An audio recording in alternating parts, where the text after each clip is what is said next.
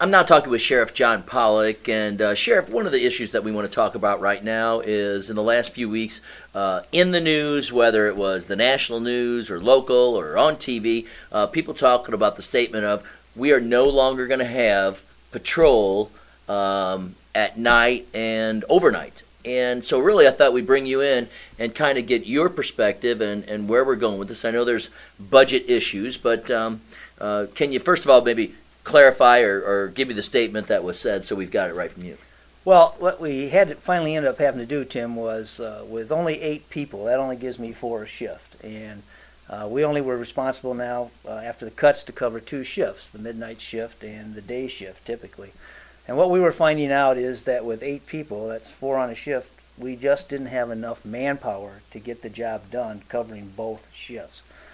So we got together with the sergeants and the undersheriff and I, and we went over it, and we decided that what we had to do was to bring those shifts together. And we could either take the midnight shift or we could take the day shift. The state police were covering the afternoon shift, and try to do one shift right as opposed to doing doing 2 shifts and not doing a good job at either one of them. We were finding ourselves on the midnight shift, which we covered for 7 days a week. And with somebody off, that only left 3 men on. And there were many times when somebody would be sick, so we were often operating with only 2 men for 47,000 people in this county, 2 men on the night.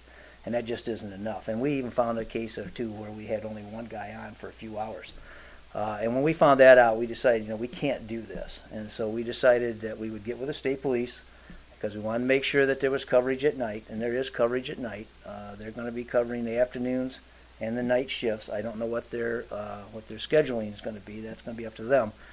But we brought our people down on the day shift, and we did that for 2 reasons. Number one was because that's when we have to do a lot of the prisoner transfers, either out of the facility to prison or into the courthouse.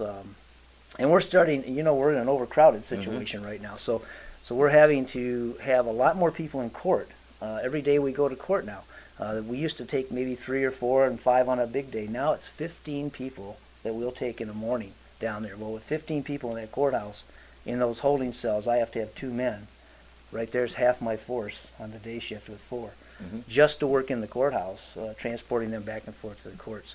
So with sick time and all that, we decided we needed to bring more people on, and that's what we did. So we brought them all down to the day shift now.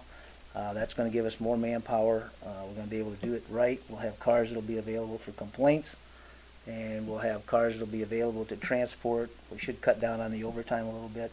Unfortunately for us, and the Sheriff's Department's a very proud organization. We've been here since 1835.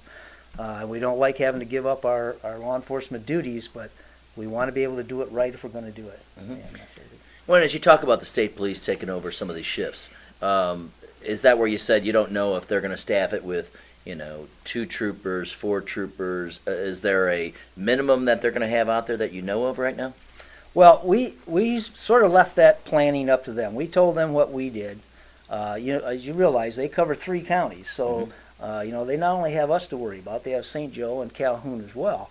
And so we've left that up to them, how they're going to move it around. We've told them that, we feel we needed to have at least 3 or 4 people on all night. That way you've got at least 2 2-man cars or 4 1-man cars on to cover the county. And how they decide to do that, because they do have the ability to run maybe 1 car here and 1 car between here and Calhoun, or 1 car between here and St. Joe, that they can call back in and help them out.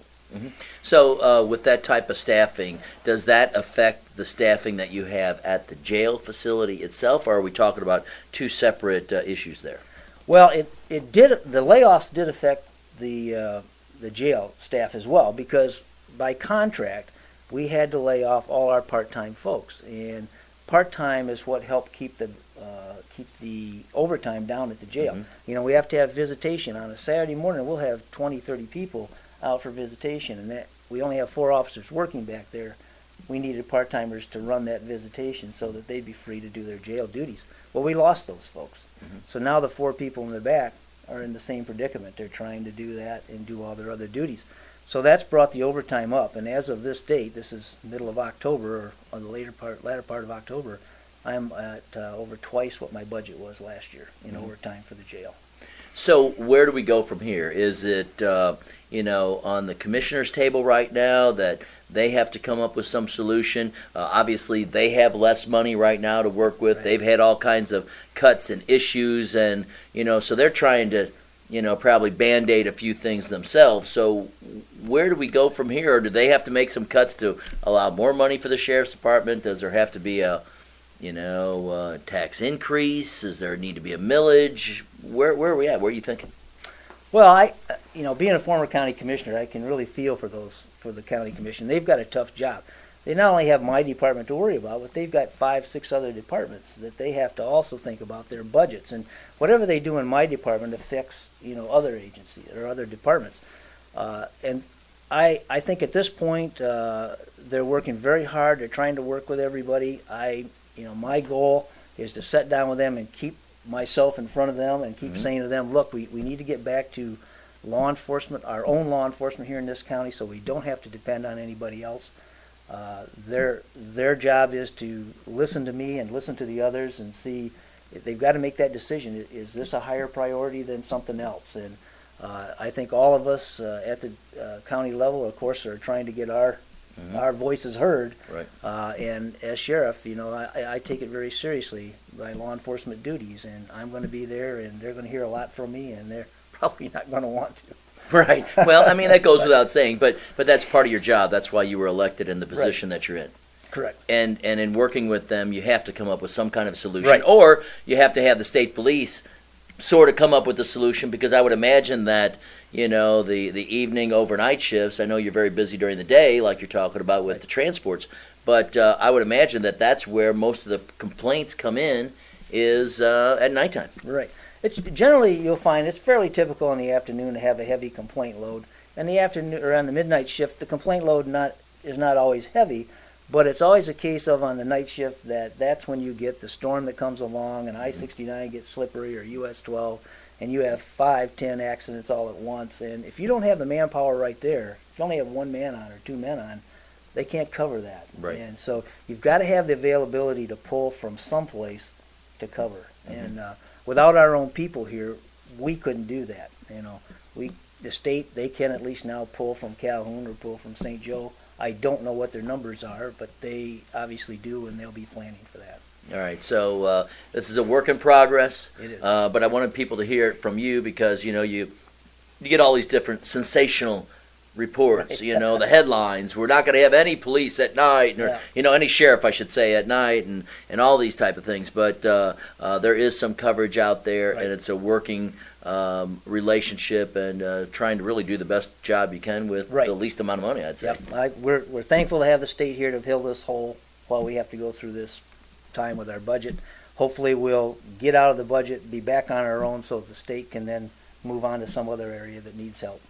Now, is this anything that a Joe citizen can make their thoughts known to commissioners, or is this something that they're just working on and it's really not going to do anybody any good to put editorials out there or Facebook type of messages out there or anything? I mean, that's how people communicate in this day. Right. Yeah, it is, and I think I think the commissioners want to hear from the public. I think if anybody wants to contact, just contact them and say, this is my concern. I want you to understand that I think law enforcement is important in this community, and I would like you to put an emphasis on getting law enforcement back here to the levels that near where it was. But be civil about it. But be civil, right? Yeah, we don't have to call names and we don't have to be nasty about it. After they have a job to do, and they were elected to do that job, and they've got to try to do the best job they can too.